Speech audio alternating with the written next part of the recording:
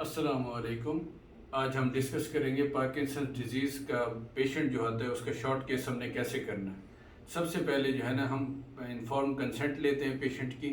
उसका तरीका ये है, आपने लाउड एंड क्लियर होना है। तो उसमें अस्सलामुअलैकुम, मेरा नाम डॉक्टर कमल है, आपका क्या नाम है? पेशेंट बताएगा मोनोटोनस स्पीच के अंदर, मेरा नाम अहमद है। यहाँ से आपको उसकी स्पीच पता चल जाएगी। उसके बाद सेकंड स्टेप क्या है, आपने उसका फेस देख लेना है। फेस होगा पेशेंट का expression less face. Expression less face के साथ पेशेंट का ड्रूलिंग ऑफ स्लाइवा होगा और पेशेंट बैठा होगा ऐसे आराम से, ऐसे आराम से बैठा होगा और उसके जो है ना रेस्टिंग ट्रेमर्स हो रहे होंगे हैंड के अंदर। यहीं आपने फेस के ऊपर पेशेंट की जो है ना एच बनाकर ऐसे उसका एक तो आपने निस्टैग्मस देख लेंगे और सुप्रानिकुलर गेज पाल्सी के लिए जब एच बनाएंगे तो यहाँ आप उसका सुप्रानिकुलर गेज पाल्सी के लिए देख लेंगे और निस्टैग्मस देख लेंगे सेरिबेलर साइंस के लिए।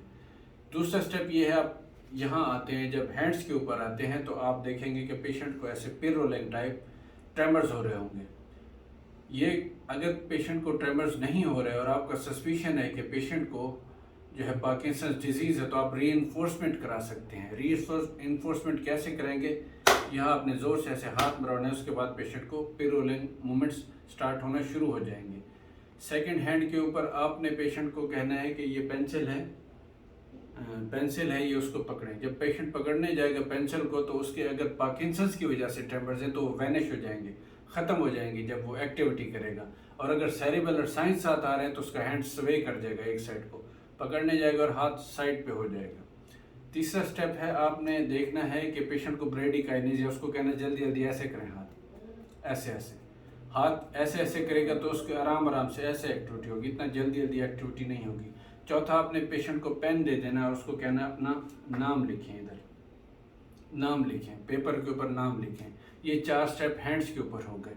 उसके बाद आपने क्या करना है कि पेशेंट को आपने ब्रेडिकाइनेसिया चेक, ये रिजिडिटी चेक करनी है, यहाँ टोन चेक करनी है, कॉक व्हील यहाँ देखनी है दोनों हाथों पे। ऐसे देखने के बाद यहाँ बीपी अपरेटस लगा के आपने जो है ना पेशेंट का बीपी देखना है और उसके बाद कफ लगा रहने देना है, आपने कफ नहीं उतारना।